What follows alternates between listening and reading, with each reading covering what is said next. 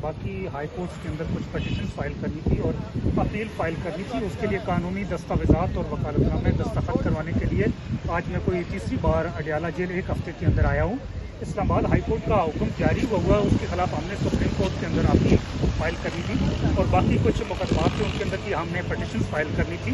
لیکن آج تیسری بار یہ ہوا ہے کہ جیل حکام کی جانب سے عمران خان صاحب کے جو قانونی دستاویزات تھے، وکالت نامے تھے، جو ڈاکومنٹس کے اپیل کے ان کے اوپر ہمیں دستخط کر کے فراہم نہیں کیے گئے. اور یہ بنیادی طور پہ عمران خان صاحب کا جو اپیلز ہیں یا جو ہم نے پٹیشنز فائل کرنی ہے تو ان کو انفیکچس کرنے کے لیے، ٹائم بار کرنے کے لیے، زائد المیعاد کرنے کے لیے یہ ایک کوشش کی گئی ہے.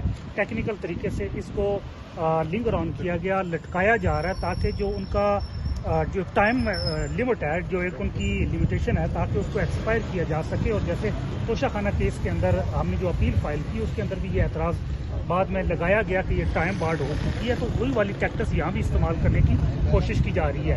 عمران خان صاحب کو یہ بنیادی طور پہ روکنے کی کوشش کی جا رہی ہے کہ ان کی طرف سے کوئی پٹیشن فائل نہ ہو، کوئی اپیل فائل نہ ہو. کیونکہ جب بھی ان کا کوئی کیس، کوئی مقدمہ، کوئی پٹیشن کی اپیلیٹ فورم پہ کہیں بھی ٹیک اپ ہوتا ہے تو ان کے ساتھ ہونے والی ناانصافی ہائی لائٹ ہوتی ہے اور انصافی کھل کے سامنے آتی ہے، تو پھر عدالتوں کو مجبوراً کم سے کم بھی کچھ نہ کچھ ریلیف دینا پڑتا ہے. ہم نے دیکھا، آپ سب نے دیکھا، پوری قوم نے دیکھا، پوری دنیا نے دیکھا، سائفر کیس کے اندر جب سزا سنائی گئی لیکن اپیلیٹ فورم کے اندر جب میرٹ کے کیس کو ٹیک اپ کیا گیا، ساری دنیا نے دیکھا کہ کس طرح بے ضابطگیاں کی گئی. اسی طرح نکاح کیس کے اندر جب دیکھا گیا، عزت کیس کے اندر کس طرح بے ضابطگیاں کی گئی. جب اپیلیٹ فورم پہ اس معاملے کو دیکھا گیا، ناانصافی کھل کے سامنے آئی.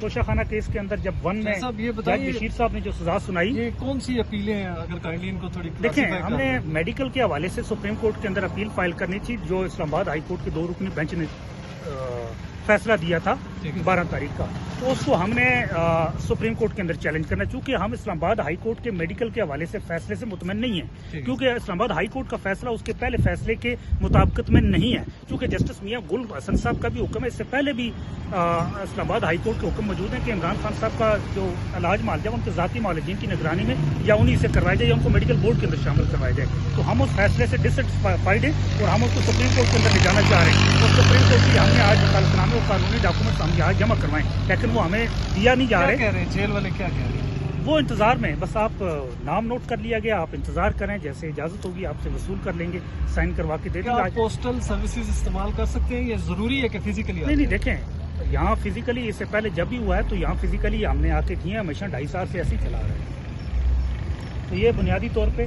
ٹائم بارڈ کرنے کے لیے، آپ کے انصاف سے محروم کرنے کے لیے ایک ٹیکنیکل کوشش کی جا رہی ہے تاکہ پٹیشن فائل ہو، نہ اس میں ہونے والی ناانصافی ہائی لائٹ ہو اور نہ عمران خان صاحب کو انصاف یا کم سے کم کوئی جو ریلیف مل سکتا ہے وہ دیا جا سکے. ہم نے اکثر عدالتوں میں دیکھا ہے کہ آج میں جو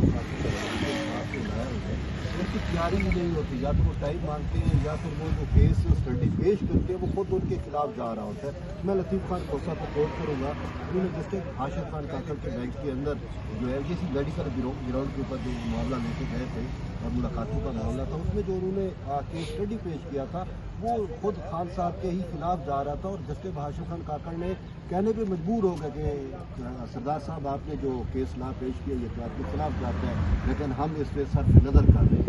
تو اکثر دیکھا گیا کہ پی ٹی آئی کی لائرس کی تیاری ہی نہیں ہوتی اور آپ بلیم جو ہے عبداللہ پہ کرتے ہیں. دیکھیں جی، اب کھوسا صاحب کی جہاں تک بات ہے، کیونکہ میں اس ہیئرنگ میں موجود نہیں تھا تو میں تو کمنٹ کر نہیں پاؤں گا اور وہ خود اس پہ بہتر تبصرہ دے سکتے ہیں. باقی اس کے علاوہ جتنے مقدمات ہوں، اگر آپ سائفر کا دیکھیں، نکاح عدت کیس دیکھ لیں، توشہ خانہ کا بن کیس دیکھ لیں، اس سے پہلے جو القادر اور توشہ خانہ کی اس سے پہلے جو ڈیورنگ ٹرائل جب بیل اسلام آباد ہائی کورٹ نے دی، جب میرٹ پہ کیس سنا گیا تو آپ نے دیکھا کہ اس میں بریت ملی. سائفر کے اندر نکاح کیس کے اندر بریت ملی. توشہ خانہ کے اندر تو پراسیکیوٹر نے خود کہا کہ ان کو ضمانت دے دیں، ہمیں کوئی اعتراض نہیں ہے. 1 اپریل 2024 کی بات ہے. پراسیکیوٹر جو ابھی ایڈوکیٹ جنرل پنجاب ہے وہ تھے اس وقت. تو اس کے علاوہ باقی یہ جو القادر کیس اور جو توشہ خانہ 2 کیس ہے، جب اس میں یہاں سزا سنائی گئی، جب یہاں ٹرائل سے یہاں بیل ڈسمس کی گئی تو ہم نے اسلام آباد ہائی کورٹ کے اندر اس کو چیلنج کیا تھا کہ ہمیں بیل گرانٹ کی جائے ڈیورنگ ٹرائل. تو وہ جب گئی ہے، وہ بھی میرٹ پہ جب آئی ہے تو انہوں نے بیل گرانٹ کی ہے اسلام آباد ہائی کورٹ میں. لیکن اب یہ آ گیا کہ اب ہمیں پاور اٹارنی نہیں سائن کر کے دیا جا رہا.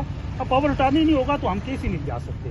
اب پاور اٹارنی سائن کر کے دیا جائے، دیکھ لیں، ہم پھر جاتے ہیں، پر تیاری ہوتی ہے یا نہیں ہوتی. जज साहब आप बिल्कुल वकील हैं, लेकिन अगर सूरत हाल यहाँ तक आ चुकी है कि एक्सेस ही नहीं है, तो लीडिंग काउंसिल किधर है इमरान खान की, जिन्होंने बड़ी भारी फीसें ली हैं, वो क्यों नहीं सामने आ? देखिए जी, मेरी जिम्मेदारी है, मैं इमरान खान साहब की लिटिगेशन के जितने लीगल अफेयर्स हैं उसकी सारी मैनेजमेंट, कोऑर्डिनेशन और बाकी चीज़ें मैं खुद मैनेज करके देता हूँ। सर, तो मैं उसी सिलसिले में अपने फ़राइज़ के सिलसिले में आज हाजिर हुआ था और आपके सामने देखें, लीड काउंसिल जितने भी होते हैं उन सबको फैसिलिटेट करना मेरी जिम्मेदारी है, जितने भी, चाहे वो सलमान अकमल राजा साहब हों या सलमान सफदर साहब हों या अली जफर साहब हों। तो अब यहाँ से हम चीज़ें पूरी करेंगे तो वो आगे जाके केस को कोर्ट के सामने प्लीज करेंगे। जी, सारा नॉलेज है। देखें, आप लोगों की क्या राय है? देखें जी, लीगल देखें बस अब इसमें सिंपल एक ही जो अभी तक हमने समझा है, जो मेरी समझ में आई है कि ना पटिशन फाइल होगी, ना पटिशन में पर जब ना इंसाफी हो रही है वो हाईलाइट होगी, और ना ही दुनिया को पता चलेगा इमरान खान साहब के साथ क्या किया जा रहा है या किस तरह ना इंसाफी की जा रही है। बुनियादी तौर पे अदालत जाने का जो उनका रास्ता है वो अब टेक्निकली यहाँ से रोका जा रहा है। जज साहब, आप पहले भी आए हैं एक दो मरतबा ये वकालतनामे साइन कराने, आपको पहले भी एक्सेस नहीं दी गई, आज भी आपको कहा गया कि आप वेट करें। तो अगर ये वकालतनामे साइन नहीं होते, पावर ऑफ अटॉर्नी साइन नहीं होती, तो उसके बाद क्या लाएमल, क्या रेमेडी है आपके पास? देखिए जी, अभी तो आज हमने जो अपनी तरफ से 3 बार जेल में आए, 3 बार आके यहाँ हमने 1 घंटे इंतज़ार किया है, और जेल हुकाम ने जितना इंतज़ार करवाया हमने पूरा इंतज़ार किया जो उनके टाइम के मुताबिक था। अब उसके बाद फिर हमारे पास कोई और रेमेडी तो ये छोड़ ही रहे, बाकी अब देखते हैं लीगल जो अवेलेबल अपॉर्चुनिटीज़ होंगी उसके हवाले से हम वो अवेल ज़रूर कोशिश करेंगे कि किसी न किसी तरह हम करें, क्योंकि तोशा खाना केस के अंदर हमने इसका बड़ा एक बुरा तजर्बा सीख लिया। Thank you. Thank you.